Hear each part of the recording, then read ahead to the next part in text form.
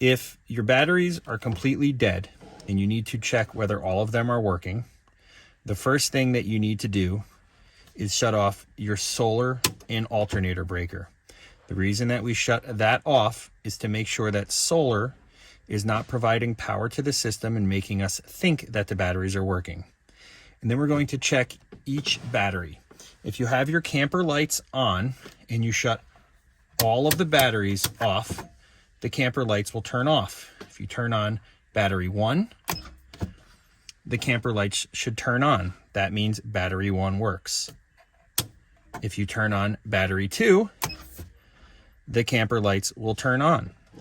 That means battery 2 is working. If you check battery 3, and then batteries 4, 5, and 6, that will tell you individually if each battery is working.